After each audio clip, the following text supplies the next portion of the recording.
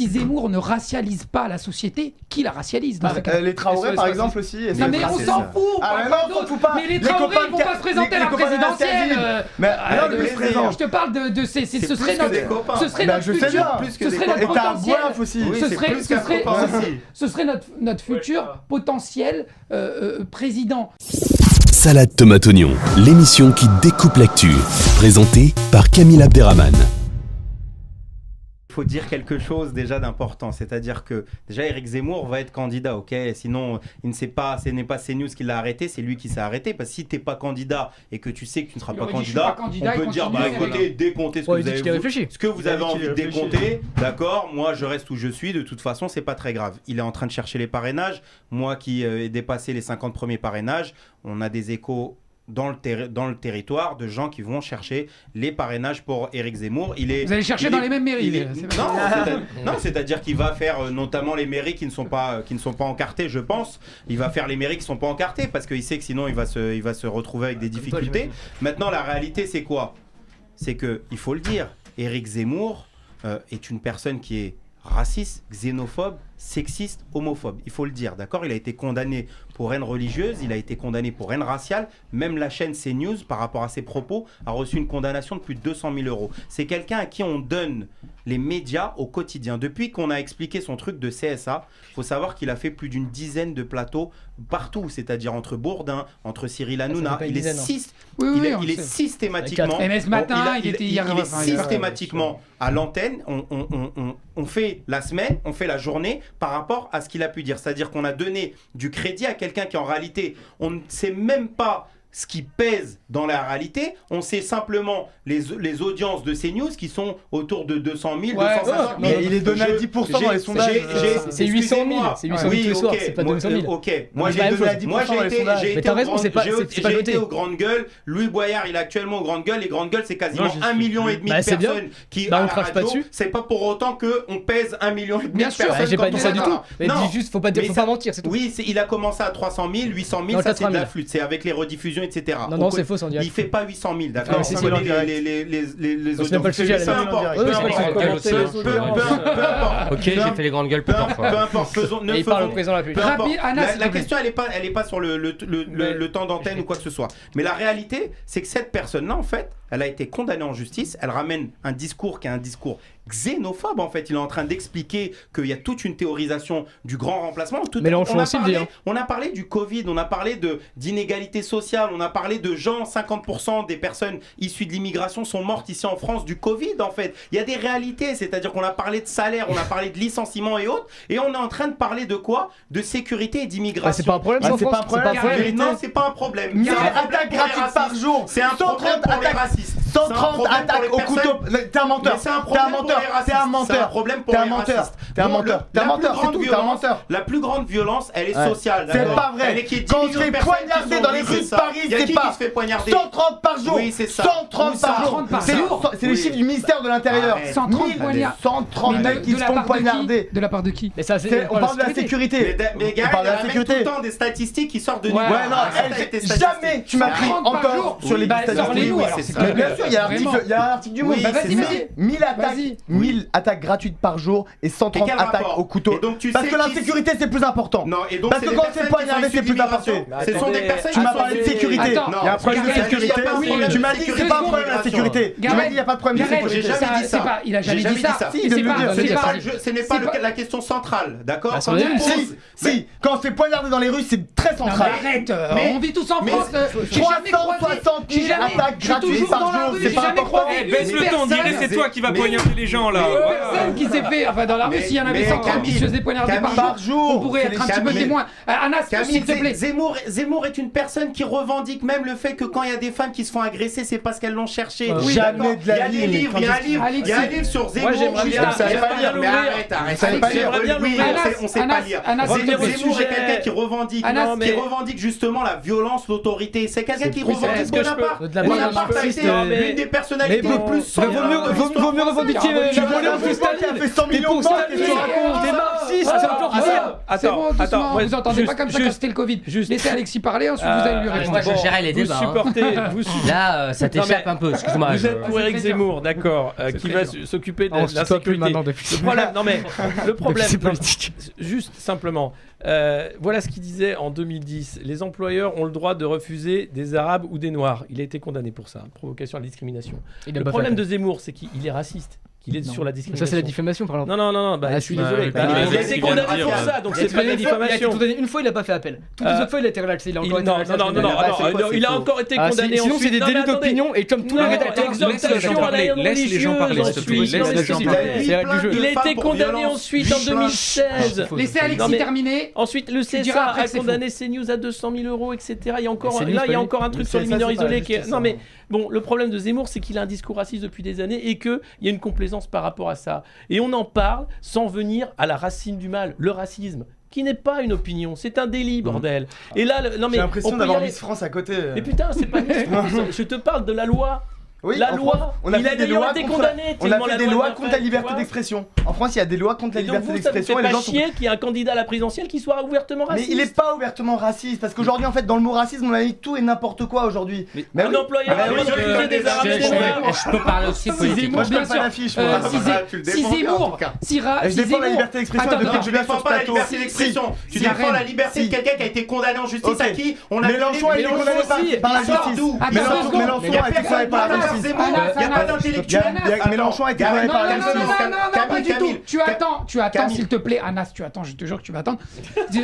Enfin, à part si Zemmour ne racialise pas la société, qui la racialise dans les Traoré, par exemple, aussi. Non, mais on s'en fout. On s'en fout pas. Mais les Traoré, ils vont pas se présenter à la présidentielle. Mais alors, le président. Je te parle de ce serait notre futur. Et t'as un boif aussi. Ce serait notre futur potentiel président. Quand t'as un président qui dit qu'on peut pas appeler nos enfants comme on veut, que justement on aura sûrement plus le droit de mettre le voile dans la rue, et qu'est-ce qu'on fait aussi pour les homosexuels, parce qu'on sait très bien qu'il a un gros problème avec les homos ils auront plus le droit de se tenir la main dans la rue. Est-ce que je peux en placer une Est-ce que je peux en placer une Donc moi finalement j'ai l'impression d'être moins impliqué que vous. Il se passera rien avec Zemmour, hein. Faut se détendre. Le buzz, vous le faites là. Bien sûr. Il se passera rien. Il a le charisme d'une huître. C'est un bon éditorialiste. Il est pertinent, c'est même parfois assez intéressant de l'écouter, mais il faut se détendre. Moi, ce que je crois, c'est que c'est pas une très bonne nouvelle, parce que c'est quand même quelqu'un qui est clivant et qui est un peu stigmatisant sur certaines franges de la population. Et tu vois, moi oui, je suis gentil, mais moi je suis un vrai gentil. Tu vois, moi mon problème c'est de reconstruire les hôpitaux, et tu vois, quand j'écoute Zemmour, j'ai le sentiment que c'est pas sa préoccupation première, et c'est pas une très très bonne nouvelle. Et je pense que tu vois, c'est un peu le même débat que tout à l'heure. On est un peu la génération CNews, RMC machin, et là on est en train de se demander si Zemmour il va pas casser la baraque parce qu'il fait une émission sur CNews. Faut se réveiller, faut se réveiller. Enfin, je dis ça avec du respect. Je respecte tous les candidats. Stan, ensuite Anas. Moi je pense pas ça. Alors sur ça, déjà il y a plusieurs choses. Alors le fait que Zemmour, sa candidature fonctionne ou pas, ça seul l'avenir nous le dira. C'est pas le problème. Non mais voilà, en plus c'est même pas le souci à la rigueur. C'est d'arriver c'est d'arriver en tant que candidat potentiel avec des idées comme les siennes. C'est ça. Non mais attends, ces idées elles sont quand même pas nouvelles quoi. Ah non. Elles ont été portées par d'autres avant lui. Oui, mais elles ont été portées par d'autres avant lui. J'en viens en une phrase en plus. Concernant les idées, là tu parles des hôpitaux. Pétain. Tu parles des hôpitaux. Tu parles des hôpitaux, vous parlez de crise sociale, etc. Mais attendez, Éric Zemmour, s'il se présente, il aura un programme. Et là, on pourra attaquer programme contre programme. Et ben c'est vrai. Il a un programme dans son livre. Et je finis sur lui, on connaît même pas son programme. Justement, je finis. Éric Zemmour, s'il se présente, il aura un programme. Et là, vous pourrez attaquer point pour point. Et je finis. Et je te laisse. Je te coupe plus. Pardon, excuse-moi. Et surtout, il y a un truc aussi, c'est que là, s'il y a eu un souci dans la présidentielle de 2017. S'il y a un souci, si les gens ne vont plus voter, c'est qu'il n'y a plus de débat de fond et qu'on caricature et qu'on gueule. Là, moi je suis le premier à avoir gueulé, t'as raison, c'est vrai, donc j'étais le premier à avoir élevé la voix, etc. Mais si vous voulez que la présidentielle et que les gens s'y intéressent et que les gens aillent voter. Ouais, faut qu'il y ait du débat d'idées. Non, mais il faut le débat d'idées et stopper les trucs. Oui, mais est-ce que tu peux comprendre. Je finis, j'arrête. Je complète. Tout comme si moi. Je dirais juste un truc, après je passe la parole à Tout comme si moi je suis face à un mec. Cliché. Et bah, moi c'est comme si je suis face à un mec de la France Insoumise, grosso modo, et directement. bam, extrême gauche, racialiste, non. Qu'est-ce que tu fais? Stan, je t'explique un truc. Parce que toi, attends, c'est Karine qui va le faire, c'est Karine qui va le faire, pas moi. Stan, toi en tant que personne qui soutient Zemmour, tu ne reçois pas de violence en pleine gueule. Moi, quand j'ai un mec qui veut se présenter au présidentiel et qui est en train de me dire en gros que moi je suis pas français par rapport à mon prénom, moi c'est une violence. Ça peut être je la reçois exactement comme un écrasement de tête contre un trottoir, c'est la même chose. Ah bah si, un écrasement de tête contre un trottoir. Karine, tu t'en rends mais tu t'es jamais fait écraser la tête contre un trottoir alors. Tu t'en rends peut-être pas compte, pardon. Calme-toi, il vit dans un imaginaire qui s'invente. Tout va bien pour toi, Karine. Personne t'a rien fait dans ta vie. C'est ultra violent. C'est comme quand voilà, Éric Zemmour, il reste toujours calme, il dit toujours oui, est-ce qu'on peut parler calmement, mais le gars il est en train d'insulter des millions et des millions de personnes, des gens, si vous connaissez l'histoire de France, qui sont battus pour la France, qui ont fait plein de choses. Donc c'est un discours qui est très difficile à recevoir, c'est pour ça qu'on reste pas calme. Alexis, juste après, Anas, rapidement, je te jure, il y a 35 secondes et il y a le chronomètre. Il devrait être prof de fac d'histoire. Juste pour dire calmement, le programme de Zemmour, quand il en aura un, c'est un programme bourgeois, on connaît déjà, les sorties qu'il fait à la télé, c'est quelqu'un qui est anti-ouvrier, qui est contre la classe ouvrière et les classes populaires de manière générale. C'est quelqu'un qui, au-delà des condamnations, quand même dans les choses qu'il a pu déclarer, il a renvoyé dos à dos, par exemple, Mohamed Merah et les personnes qui ont été assassinées, les enfants juifs, sous prétexte qu'ils soient non pas enterrés en France, mais enterrés à l'étranger. Il a dit que de toute façon, ça concernait pas la France. Mais vu qu'il l'intellectualise, cette pensée totalement tordue, et ben aujourd'hui on nous dit qu'on peut l'écouter, on peut l'entendre, on peut la recevoir. C'est pour ça que j'aimerais dire un truc, parce que c'est un super important. C'est un édito de Jacques Rancière qui date de 1997. 7 règles pour aider à la diffusion des idées racistes en France. C'était avant Zemmour. Tout simplement, ce qu'on fait ce soir, c'est qu'on aide à la propagation des idées racistes. Et c'est pour ça que je reviendrai toujours. Quand on parlera de Zemmour, à cette déclaration de 2010, un employeur a le droit de refuser des Noirs et des Arabes. Il a été condamné pour ça. Il y a eu d'autres condamnations, je les ai rappelées. Et il faudra toujours les rappeler. Une seule fois. Non, 3 fois. On s'en fout. Une seule fois. De toute façon, il faut revenir à ça. Parce que vous pouvez être d'accord avec lui, mais soyez aussi conscient qu'il est raciste. Point. Voilà, c'est tout, exactement. Moi, j'avais pas fini avant Alexis. Alors, vraiment, on a parlé des condamnations déjà. On a parlé des condamnations qui sont T'es son attaché presse maintenant, quoi. C'est mon pote. C'était ton petit avant, laisse-le à sa place. On a parlé des condamnations déjà qui sont sorties, mais il y a aussi, je crois, 8 femmes qui ont porté plainte parce que justement, c'est quelqu'un qui est profondément misogyne. Quand elles ont entendu qu'il était candidat, des histoires qui datent de la 15 ans qui ressortent. C'est pas comme s'il était à la télé tous les jours. Oh, c'est marrant, il est candidat, va ressortir une histoire bidon. Te caricature pas, écoutez un petit peu quand on parle. Mais c'est quelqu'un qui il a fait des sorties qui sont misogynes en expliquant que les femmes elles peuvent pas aspirer à des positions de pouvoir parce qu'elles sont moins intelligentes, avec moins de caractère, etc. Il est plus intelligent que ça, il ne dit pas, il dit que c'est la réalité. Il dit voilà, on étudie la réalité. Arnaud, ce qu'il a dit, ça sera du vent, c'est-à-dire qu'aujourd'hui il a réussi à créer le buzz en faisant croire qu'il y a des gars comme Stanislas qui un jour ils se sont réveillés, ils ont pris Photoshop leur PC, ils ont mis un gars sur une tête, je suis candidat à la présidentielle 2022. Beaucoup plus beau sur la photo je sais à quel point c'est difficile. Je sais à quel point c'est difficile de rassembler des moyens, de rassembler des gens, etc. pour pouvoir faire ces choses-là. Donc c'est complètement faux de faire croire qu'un éditorialiste, on l'a mis comme ça en scène et que comme par hasard il est candidat. Dans le fond du discours politique de Zemmour. Voilà, qu'est-ce que tu penses qu'aujourd'hui, en 2021, on puisse avoir quelqu'un qu'on puisse accepter, qui puisse se présenter je vais vous demander un peu de civisme et essayer de ne pas m'interrompre. C'est le principe d'un débat. Déjà, j'aimerais dire une chose, c'est que moi, je pense que Zemmour est raciste, et surtout sur le fond, parce qu'en gros, ce qu'il explique, c'est qu'il y a plusieurs civilisations, et que vous appartenez à cette civilisation en fonction de votre nom, de votre couleur de peau, c'est vague. Mais en gros, en fait, ce qu'il explique, c'est que en fonction de l'endroit d'où vous venez ou de ce que vous êtes, vous n'appartenez pas à la même communauté que les autres.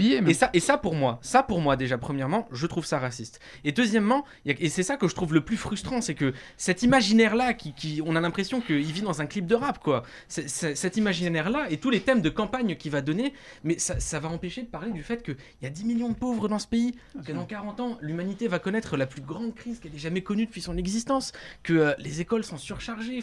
Et ce que je veux dire, c'est que à inventer cet imaginaire-là et à constamment le rabâcher et à surfer sur le moindre fait divers pour pouvoir exister politiquement, il fait du mal aux gens parce qu'il empêche de parler de sujets qui, moi là, les gens qui viennent pas des plateaux télé ou qui viennent pas des grands lycées du 16e arrondissement, des trucs qui font qu'on se désintéresse à la politique parce qu'on n'entend jamais parler de nous. On va se demander s'il est raciste ou pas, et puis on va éviter de parler de lui. Il faut sortir cet imaginaire et aller peut-être un peu se promener en ville et aller discuter avec les gens et se rendre compte que non, c'est pas parce qu'une personne s'appelle Mohamed ou parce qu'elle porte je sais quel chapeau qu'elle appartiendrait à une autre civilisation, ça n'existe pas. Et il faudrait aussi peut-être se dire qu'il y a peut-être d'autres sujets dont il faut parler. Dans ce cas-là. Oui, vas-y, je t'en prie Arnaud. Tu peux y aller. Merci à tous. Je t'en prie, merci beaucoup à toi Arnaud, on reste en contact. Merci pour tout. Bah on voit c'est qui son préféré en tout cas. Merci beaucoup. Quand j'étais rien, il m'a défendu. Ah oui. Ah ouais. Merci beaucoup. Toujours rien. Avec l'AstraZeneca derrière. Reste là. On finit 10 minutes, allez arrête. C'est bon. Oh, t'as juste un Insta Génération Z, t'es pas non plus. On se calme. Il est pas encore président ton papa.